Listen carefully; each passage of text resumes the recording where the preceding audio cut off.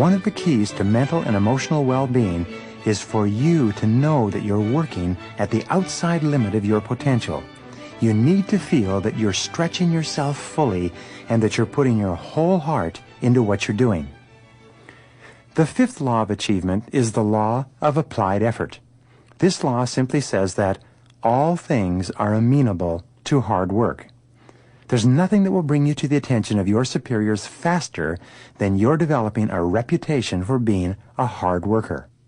People who are in a position to help you and accelerate your career will tend to be very impressed by your willingness to work harder and longer than anyone else. In Dr. Thomas Stanley's study of affluent Americans, almost every one of the self-made millionaires he interviewed told him that their success was due more to hard work than to any other factor. In America, you work 40 hours per week for survival. If all you work is 40 hours, all you get is enough money to survive. You tread water and you basically stay even, but you don't get very far ahead and you never achieve the kind of success that's possible for you.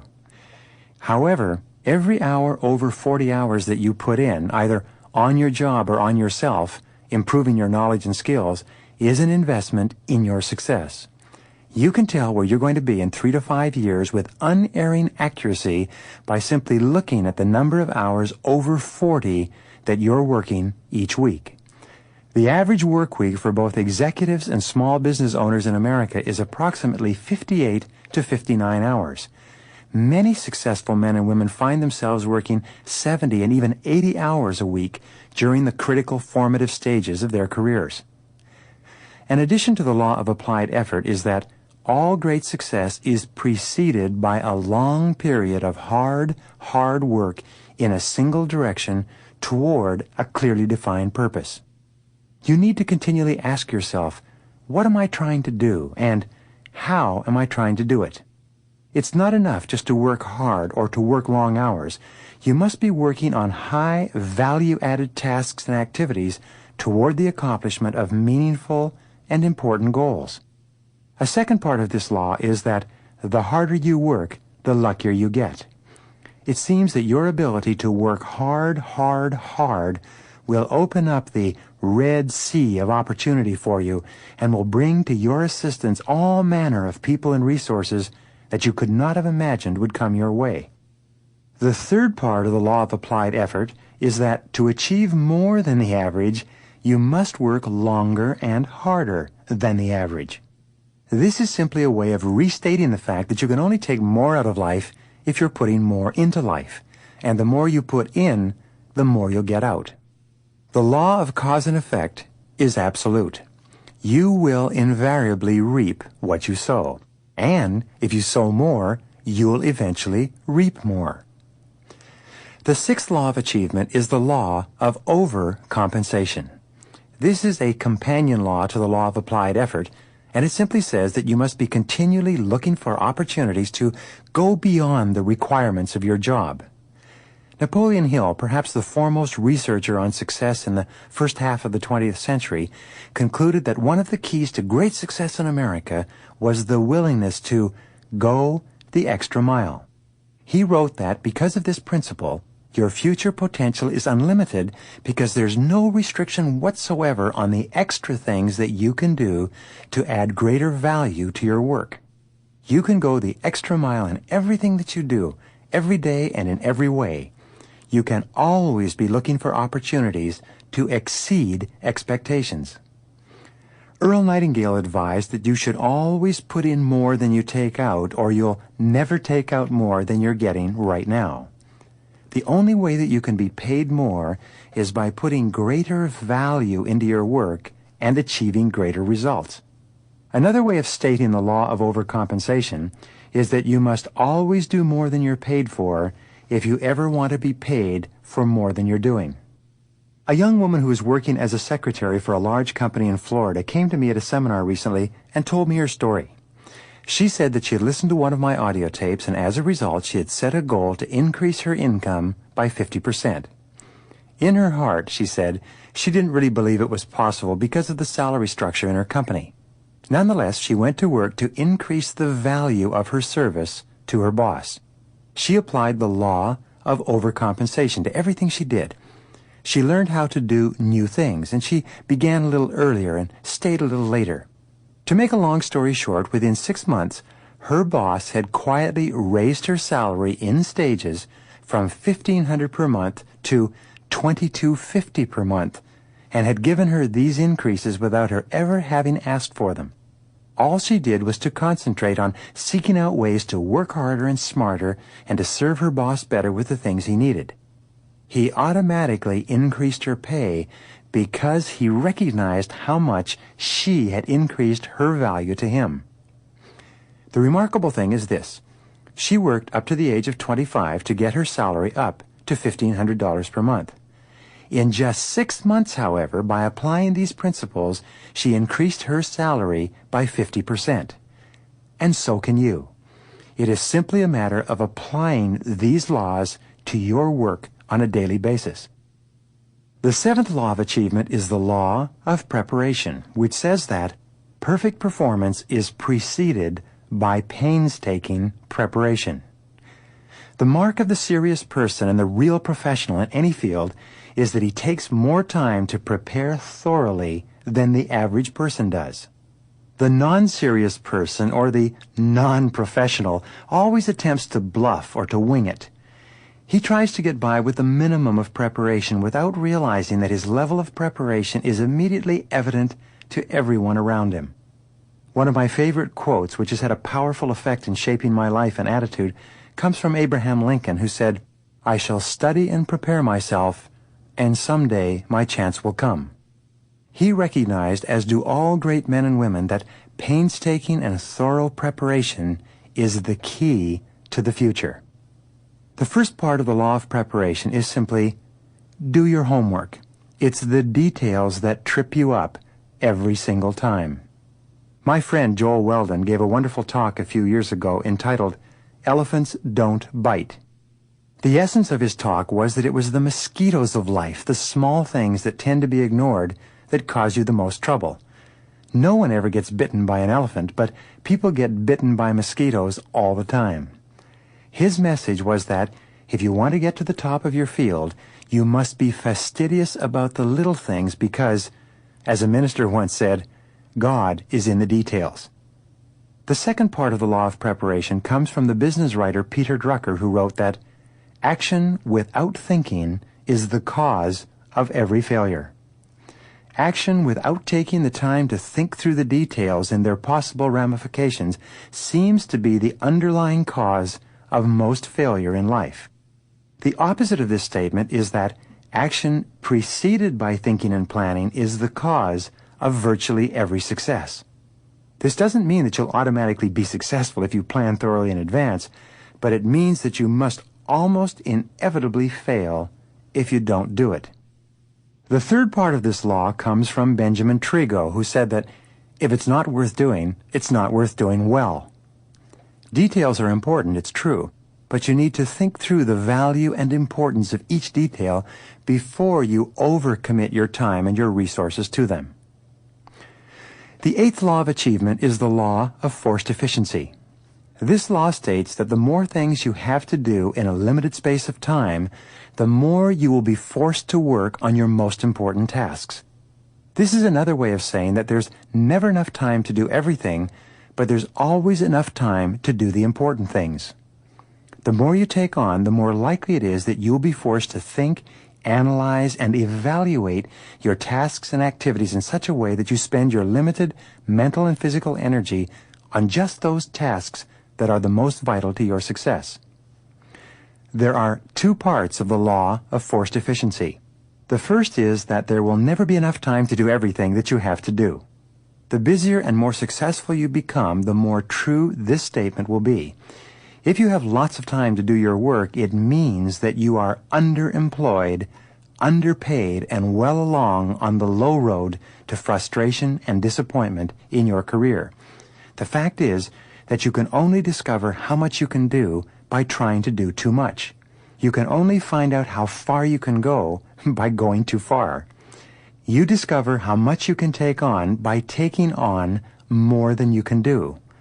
The second part of this law, which is the key question in personal efficiency and time management, is to ask yourself continually, what is the most valuable use of my time right now? Always keep yourself on track and focus on your most important responsibilities by asking yourself hour by hour and minute by minute, what is the most valuable use of my time right now? The ninth law of achievement is the law of decision. It says that every great leap forward in life is preceded by a clear decision that leads to action. All high-achieving men and women tend to be very decisive in their thoughts and actions. They think things through carefully. They decide exactly what they want, and then they make clear decisions and take action to make those decisions a reality. In your life, you've had several experiences where you've been unsure of what to do, and you've resolved your dilemma by making a clear decision one way or the other. In looking back, you'll probably find that that was the turning point for you, and that everything else flowed from the decision. The ability to make good decisions is one of the most critical thinking skills of the successful man or woman. In fact, in one study, the careers of managers who were promoted rapidly were compared to those of managers who were passed over for promotion. Researchers found the one distinguishing behavior between the two groups was that the more rapidly promoted managers were more decisive in doing their jobs. The interesting fact that came out of this study was that, given written tests with hypothetical problems, both sets of managers were equally accurate in their answers. The more successful managers, however, on the job were willing to make decisions based on their answers, while the unsuccessful managers were afraid to for fear of making a mistake. The very act of being decisive can be the critical factor that enables you to take command of a situation and move ahead more rapidly. We've found that high achievers are not necessarily those who make the right decisions every time, but they are those people who make their decisions right. They accept feedback and self-correct.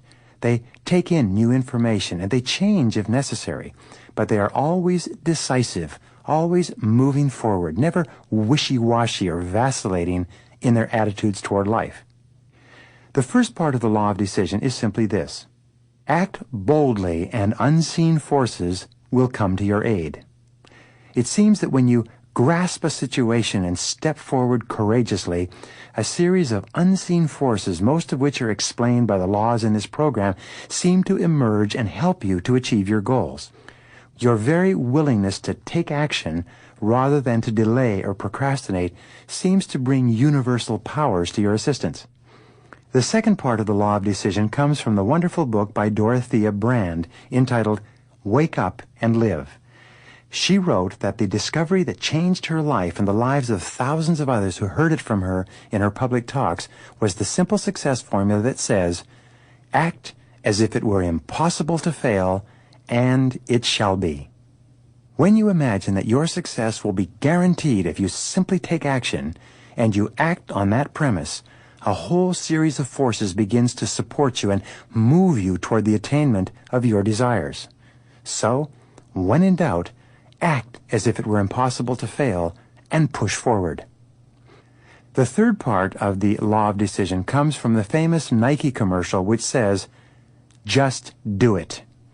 These three words really summarize one of the great formulas for success. Just do it. So, be decisive. Go for it. Take a chance. Act boldly, and unseen forces will come to your aid. The 10th law of achievement is the law of creativity. It says that every advance in human life begins with an idea in the mind of one person. It's ideas that you generate that enable you to solve your problems, overcome your obstacles, and achieve your goals. Ideas are the keys to the future. It's hardly possible for you to achieve anything of note except to the degree to which you think and do something new and different from what's been done before. All it takes is a small innovation to lay the foundation for a fortune and great success in life. The first part of this law says that your ability to generate constructive ideas is, to all intents and purposes, unlimited. Therefore, your future potential is unlimited as well. Ideas are a mode of transportation. a vehicle that you can use to take you from wherever you are to wherever you want to go. Your job is simply to generate as many ideas as possible, to evaluate them carefully against your current goals, and then to take action on them. There's virtually no obstacle in life that you cannot overcome with the power of thought, with the power of creative concentration, with the power of ideas. The second part of this law comes from Napoleon Hill, who said in his famous words, "Whatever the mind of man can conceive and believe, it can achieve." Your mind is structured in such a way that you cannot at the same time have an idea and not also have the ability to bring that idea into reality. The very existence of an idea in your conscious mind means that you have within you and around you the capacity to achieve it.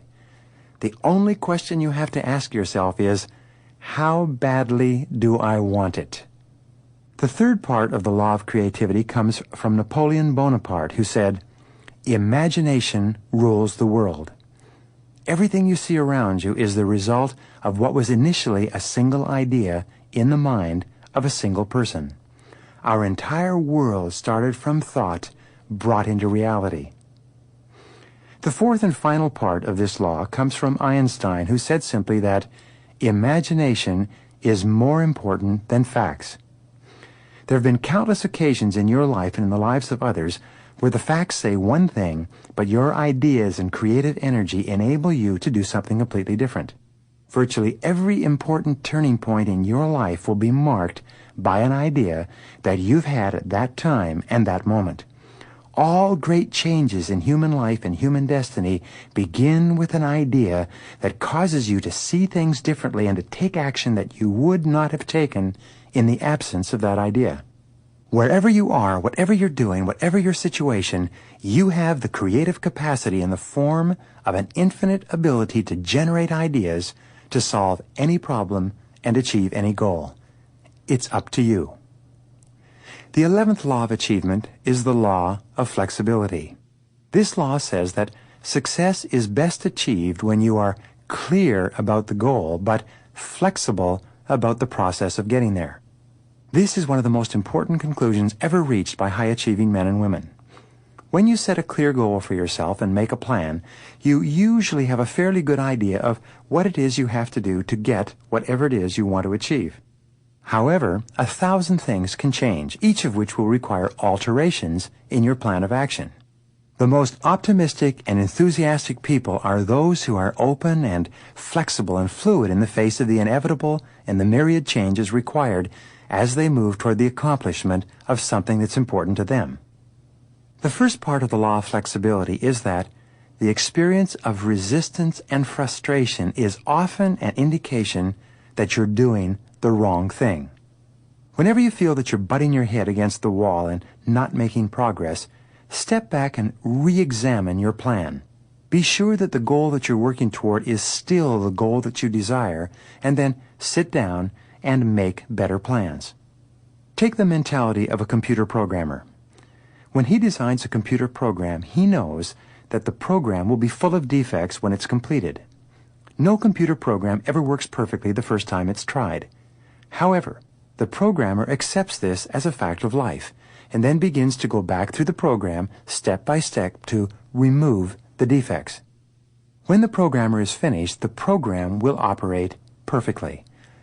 By the same token, whenever your plans don't seem to be bearing fruit, look in the mirror. Re-examine your plans and redesign them until you have faultless plans that work and move you forward without anxiety and frustration. The second part of the law of flexibility is that you are only as free in life as the number of developed options that you have available to you. Your freedom and happiness is largely determined by the number of alternatives that you've developed in case your first choice doesn't work. The more thoroughly developed your options and alternatives, the more freedom you have. If one course of action doesn't develop as you expected, you're fully prepared to switch. In my courses on decision-making, once a decision has been reached, I encourage the participants to ask the question, what else would be a good decision in this situation? The very exercise of developing alternatives enables you to think more clearly and can be a major contributor to the level of achievement that you experience. The third part of the law of flexibility is that crisis is change trying to take place. Whenever you're experiencing a crisis or difficulty of any kind, stand back for a moment and ask yourself, what change is trying to take place that is being signaled to me as a result of this crisis? You may be having a crisis in your work, in your personal relationships, with your health, or with your business. In almost every case, a crisis is an indication that something is wrong and that pursuing the same course would be an unwise thing to do. So, what is the change that's trying to take place in your life right now? And the fourth part of the law of flexibility is that errant assumptions lie at the root of every failure. Almost every failure you have will be based on an incorrect assumption that you've made and accepted without question. It's always a good exercise to clarify your assumptions, especially when things aren't going as well as you want. So, what are your assumptions? First, what are your explicit assumptions, the ones you're clearly aware of? And second, what are your implicit assumptions, the ones that you may be accepting without question? What if your most cherished assumptions were wrong? What changes would this dictate? How flexible and fluid would you have to be to redirect your course of action if something that you were assuming as a fact turned out not to be true at all? Whenever you make the right decisions and you achieve your goals on schedule, it's always because the assumptions that you were operating on turned out to be true. Many people go broke in starting their own businesses because they assume that there's a big enough market for the product or service that they propose to offer. They also assume that customers will switch from their current suppliers to them for no other reason than that they are in the marketplace. They sometimes assume that they have the talents and skills and abilities to provide the product or service at a competitive price and still make a profit. Well, your willingness to question your assumptions, to test your assumptions against reality, with the willingness to accept the possibility that you could be wrong, is the kind of attitude that will ultimately lead you to great achievement.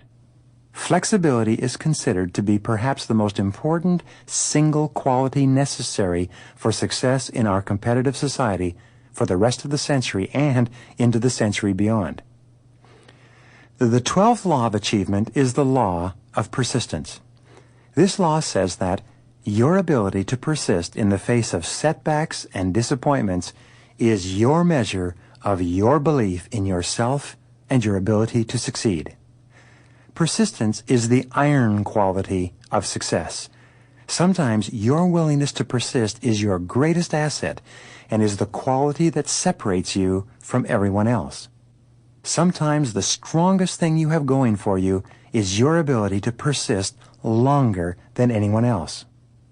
The first part of the law of persistence is simply that persistence is self-discipline in action. It's when you face the inevitable setbacks and delays and disappointments and temporary defeats, and you continue to persist in spite of them, that you demonstrate to yourself and others that you have the character of self-discipline and self-mastery that is absolutely indispensable for the great success that you desire. Churchill summarized the second part of the law of persistence when he said, "Never give up. Never, never give up." Churchill believed, and he proved throughout his lifetime, that bulldog tenacity in the face of what appeared to be overwhelming defeat was often the critical quality that turned that defeat into victory. When you begin to live your life in harmony with the laws of success and achievement that we've talked about so far, and you back all of your goals and plans with unshakable determination and persistence, you will eventually find that there is nothing in the world that can stop you. You will become an irresistible force of nature, and your goals of high achievement will become your realities.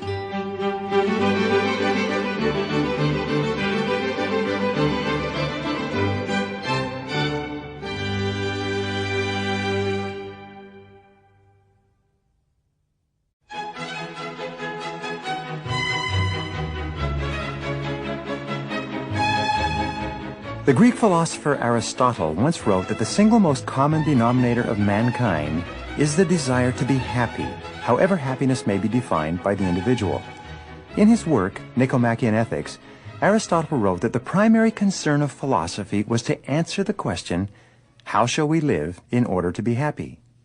Virtually every action that you take in life is aimed at somehow achieving your own happiness, or moving away from the people and circumstances that cause you to feel unhappy. Sigmund Freud called this the pleasure principle, and for him and for many psychologists and psychoanalysts, it became the foundation for studying the mental and emotional aspects of human behavior. It's safe to say that virtually everything you think or say or do is simply a means, the end of which is the achievement of your own happiness. The question of happiness, and how to achieve more of it, and how to avoid unhappiness, has been studied exhaustively for hundreds of years. In this session, we'll talk about some of the laws that have been discovered in the universal search for happiness. You can then use these laws and principles to dramatically increase the level of happiness that you enjoy in virtually everything you do. As I mentioned earlier, the starting point of your achieving happiness is for you to decide exactly how you define the word happiness. As Stephen Covey writes, you must start with the end in mind. Begin with a goal and work back. You need to engage in the hard, disciplined thinking of deciding for yourself exactly what combination of ingredients causes you to feel the happiest about yourself most of the time. Remember, you are both unique and extraordinary. There's never been and never will be anyone exactly like you.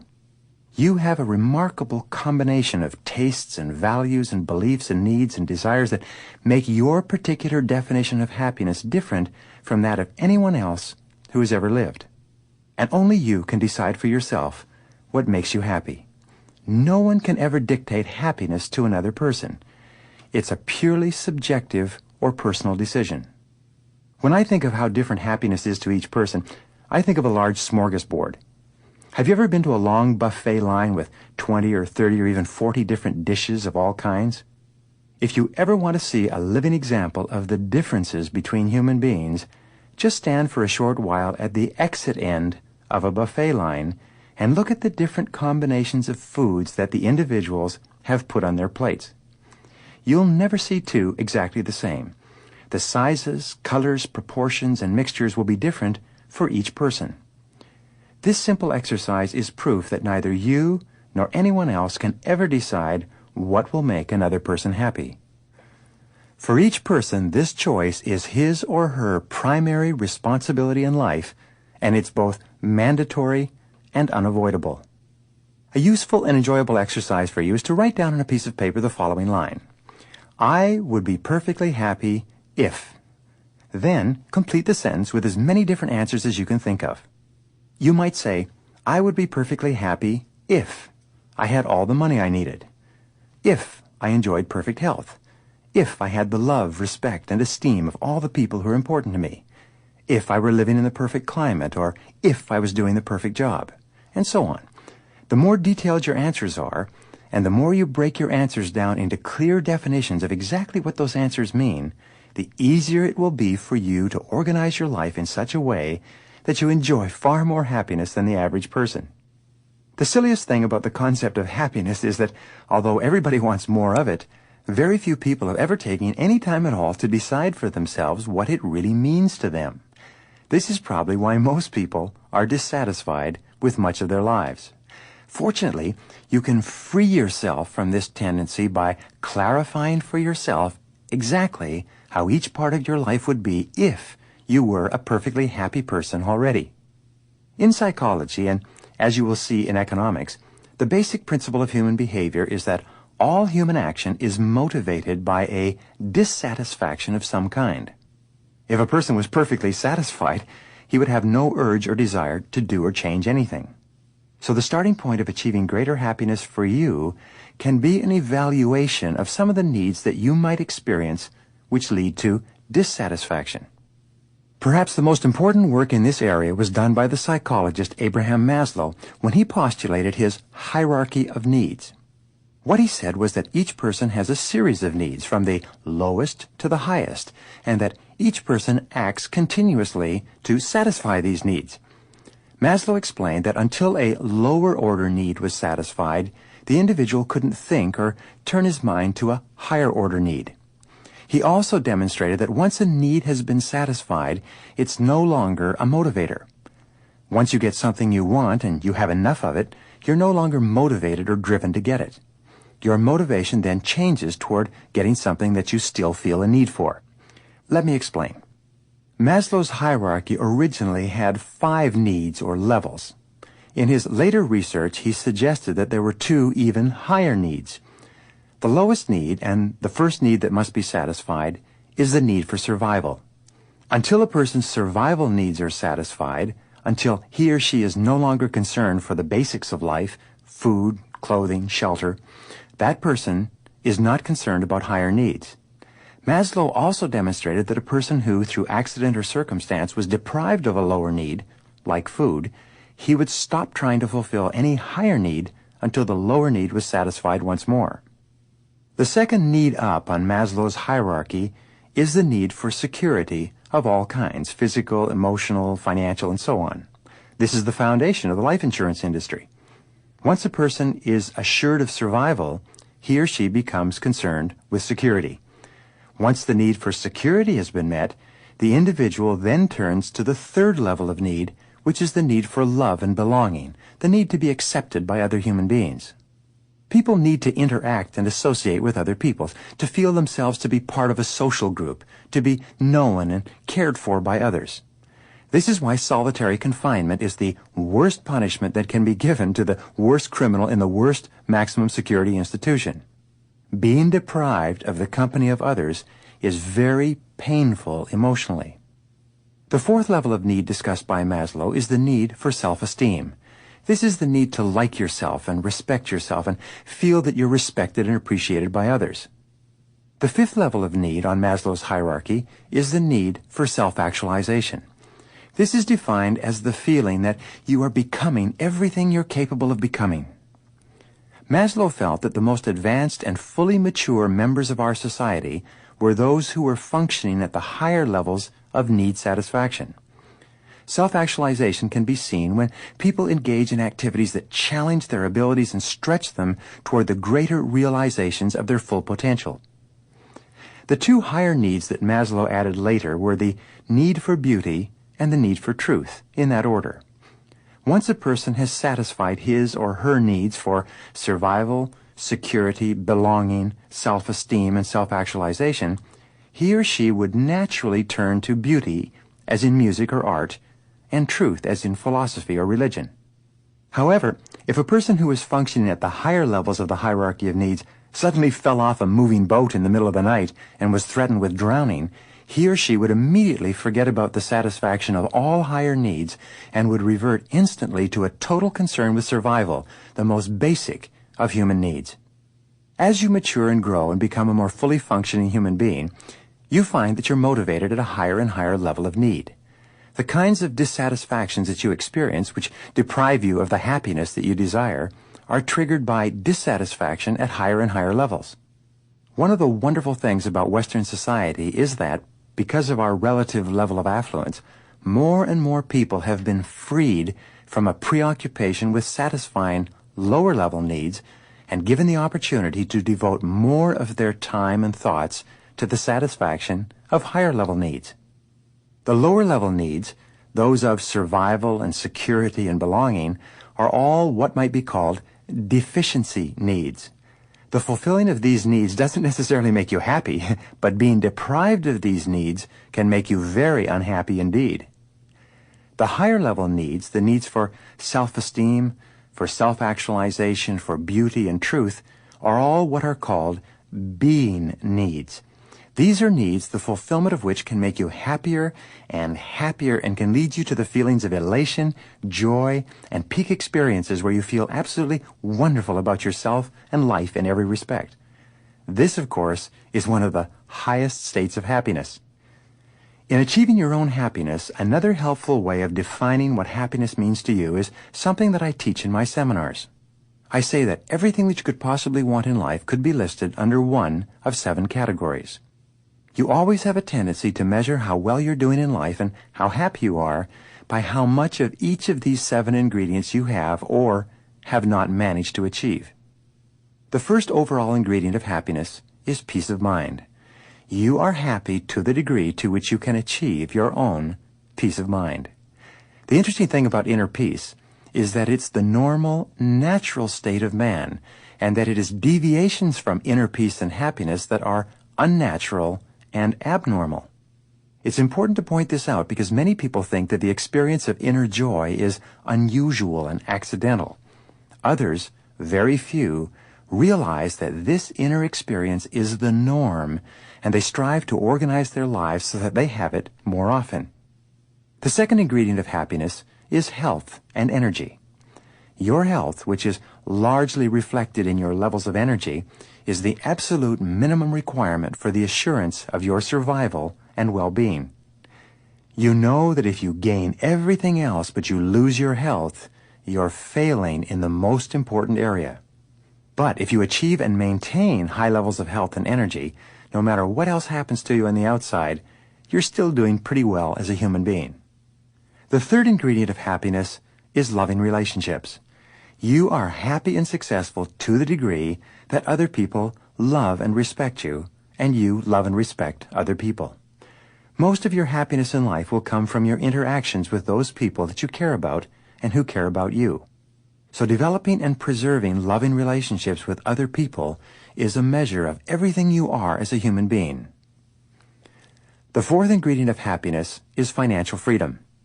Most people want a lot of money primarily because they feel that with a lot of money, they'll be free to live their lives the way they want.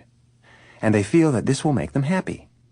Most material objects and accomplishments are seen as a means to achieve this end. The big mistake that many people make is that they confuse means and ends, and they become totally obsessed with getting and spending, and they lose sight of the reasons for wanting money in the first place.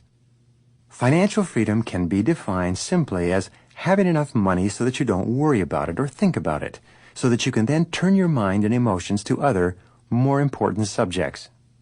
Money is a little bit like a deficiency need in that if you have enough of it, you seldom think about it. But if you have too little for any period of time, you think of almost nothing else. The fifth ingredient of happiness is worthy goals and ideals.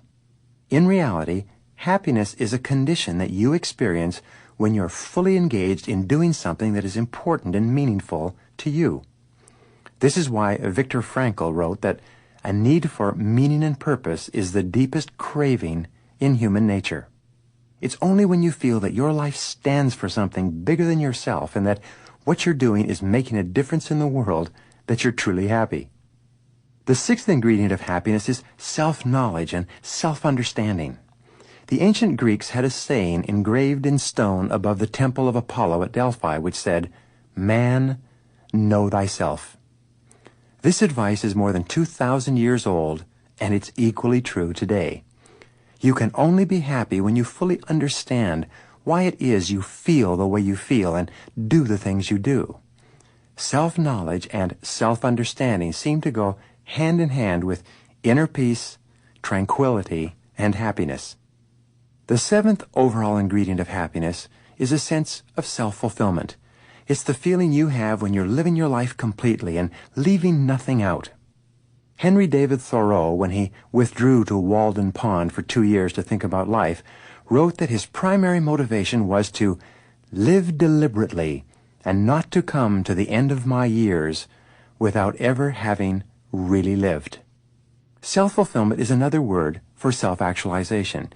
This is the need being satisfied by those men and women who have the healthiest personalities and who are the most fully integrated members of our society. Now you have to ask yourself, in which of these areas might you be suffering a deficiency?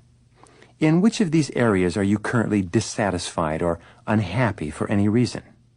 Here's a helpful exercise that you can give to yourself on a regular basis. Take a clean sheet of paper and, giving yourself only 30 seconds to reply, ask yourself this question. What are my 3 most important goals in life right now? Write down the answers quickly without thought or evaluation. Then, ask yourself the second question. what are my 3 biggest worries or problems in life right now? And write them down quickly as well. The answers to these questions will reveal 2 remarkable things. First, they'll indicate to you clearly what you need to do more of or have more of in order to be happy. And second, they'll show you what you need to eliminate in order to get rid of any unhappiness or dissatisfaction that currently exists in your life. Your subconscious mind is remarkable in this way.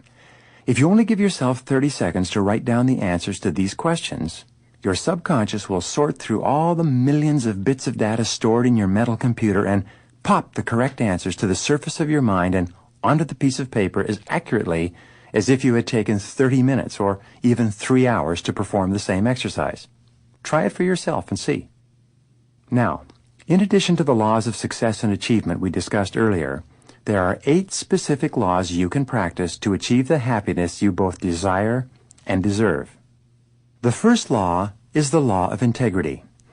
This law says that happiness arises as a byproduct of your choosing to live your life consistent with your highest values and aspirations.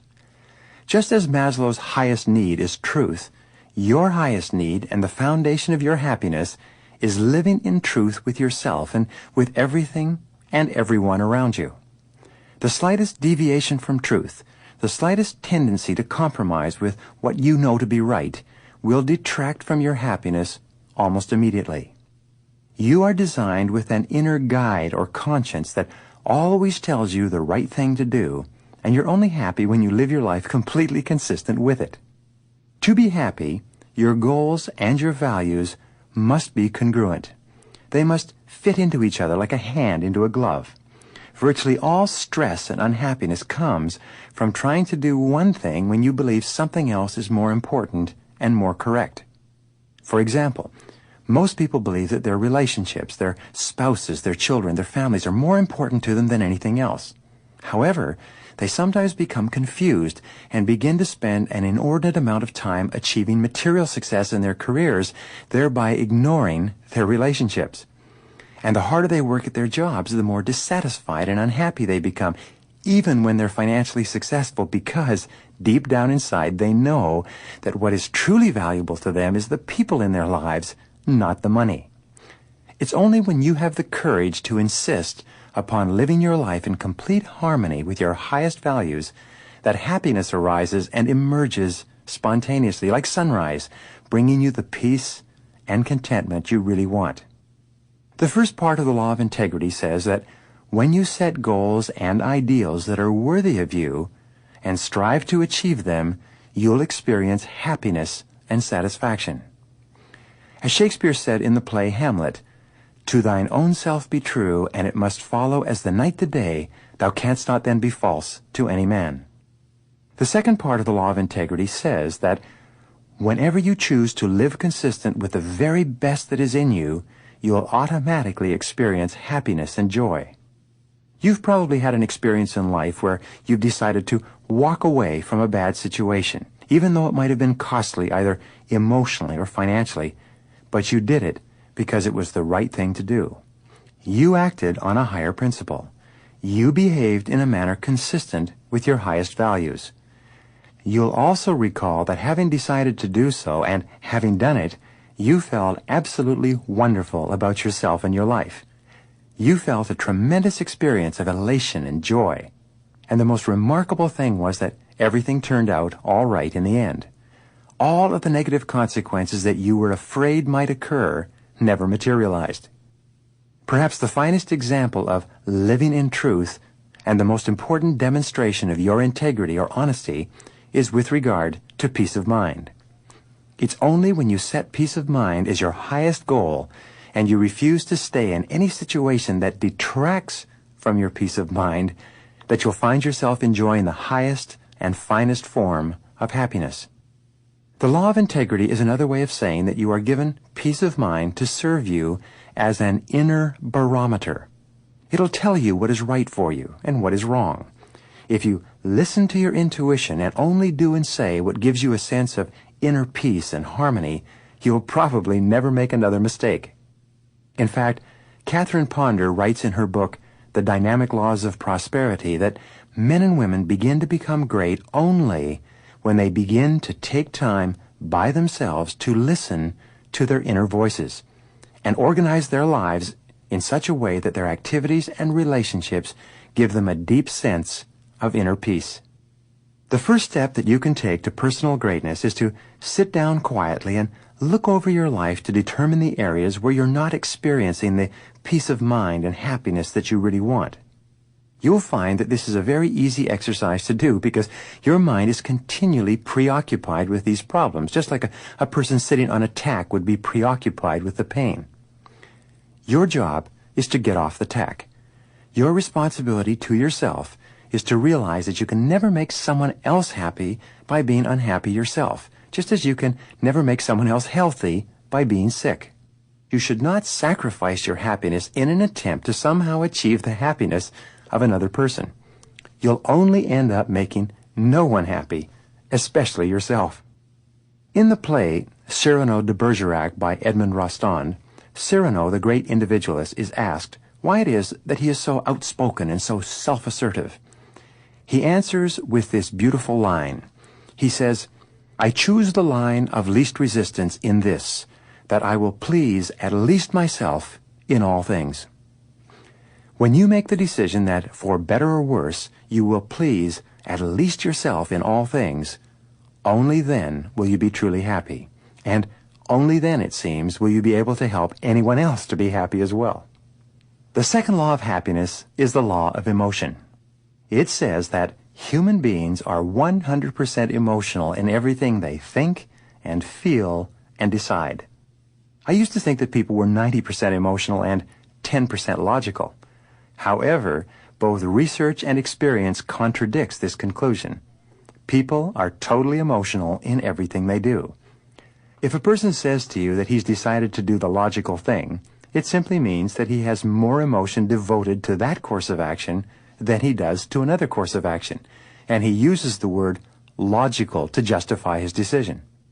Someone once said that no matter how old you become, you always have the emotions of a teenager. This may or may not be true, but the central impact of your emotions and feelings is a key component in both understanding and achieving your own happiness. The first part of the law of emotion is that you are motivated by two major groups of emotions, those of love or desire and those of fear or loss. These are the positive emotions and the negative emotions. These emotions were described by Sigmund Freud as emotions associated with pleasure and emotions associated with pain. You have a tendency to move toward those experiences you associate with pleasure or happiness, and you have a tendency to move away from those experiences you associate with pain or unhappiness. This is the essence of the pleasure principle that I mentioned earlier. The second part of this law of emotion says that the content of your emotional life is largely determined by the thoughts you dwell upon most of the time. This is such a simple and obvious truth that it's often overlooked by most people. It simply says that if you think happy thoughts, you will be a happy person. If you think angry thoughts, you'll be an angry person. If you think about the things that people have done to hurt you and the reasons you have to be angry or unhappy, you'll be